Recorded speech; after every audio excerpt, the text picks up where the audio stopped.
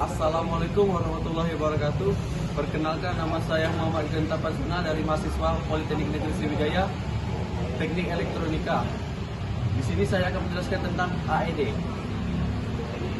Definisi AED. AED Automated External Defibrillator adalah sebuah alat medis yang dapat menganalisis irama jantung secara otomatis dan memberikan kejutan listrik untuk mengembalikan irama jantung jika dibutuhkan. Alat ini berfungsi untuk menolong orang yang mengalami henti jantung. AED memungkinkan lebih banyak orang untuk merespon keadaan darurat medis di mana defibrilasi diperlukan, karena AED adalah perangkat portable sehingga memungkinkan digunakan oleh orang non-medis yang memahami pemakaiannya. Adapun prinsip kerja AED, pada dasarnya cara kerja AED adalah memberikan stimulasi energi listrik dalam satuan joule yang dihasilkan dari mesin defibrillator yang dilengkapi dengan baterai. Energi tersebut disalurkan melalui elektroda pada defibrillator. Telah dilengkapi dengan tombol charger yang dapat digunakan untuk mengisi energi, dan ada juga tombol defibrilasi untuk melepaskan energi listrik tersebut. Adapun dua jenis gelombang AED. Yang pertama itu gelombang AED monofasik. AED monofasik shock diberikan hanya satu arah dari satu elektroda ke yang lain. Yang kedua, AED bifasik. AED bifasik awalnya arah shock dibalik dengan mengubah polaritas elektroda di bagian akhir dari kejutan yang disampaikan. Dan ada pun juga kesalahan saat menggunakan AED. Yang pertama itu, jika pengguna AED tidak sengaja mengabaikan instruksi menekan tombol kejutan listrik.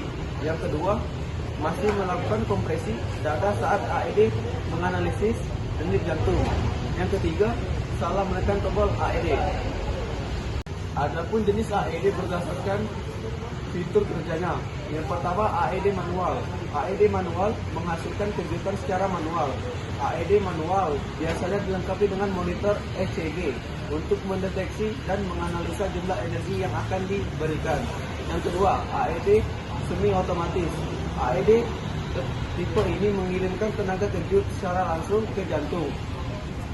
Biasanya digunakan di ruang operasi dan dalam situasi tertentu. Yang ketiga, AED otomatis. AED ini akan menganalisa ritme jantung pasien secara otomatis dan akan menentukan berapa energi yang akan dilepaskan. Alat ini biasanya digunakan di tempat outdoor karena bentuknya yang kecil, ringan, dan mudah dibawa. Adapun cara kerja AED. Yang pertama, pasien pingsan, telepon ambulans, siapkan AED. Yang kedua, periksa pasien, coba sadarkan.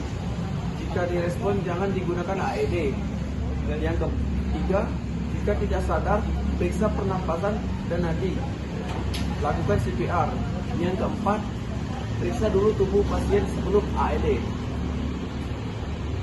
Adapun 5 cara menggunakan AED. Yang pertama, pasang patch pada dada pasien.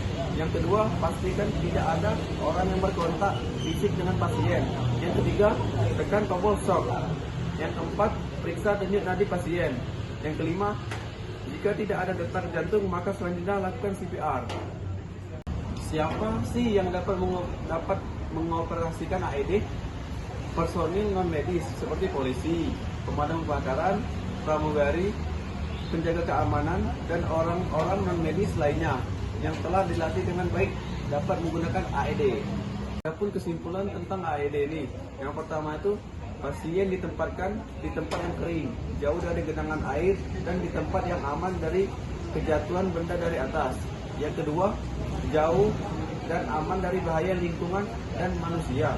Yang ketiga, memahami prosedur CPR sebelum melakukan AED. Yang keempat, memahami segala bentuk resiko pengaplikasian AED. Yang kelima, memahami segala bentuk perizinan kepada tim medis terkait AED. Yang keenam, memahami peluang keselamatan pelaksana AED. Yang ketujuh, latihan berkala. Adapun Adapun 4 manfaat memiliki AED. Yang pertama, mengurangi tingkat kematian karena henti jantung. Yang kedua, meningkatkan tingkat kelangsungan hidup hingga 60%. Yang ketiga, mudah digunakan dalam menyelamatkan nyawa. Yang keempat, selalu lebih baik untuk bersiap. Sekian penjelasan dari saya tentang materi AED ini. Apabila ada kata kurang berkenan, saya mohon ampun. Saya akhiri. Wassalamualaikum warahmatullahi wabarakatuh.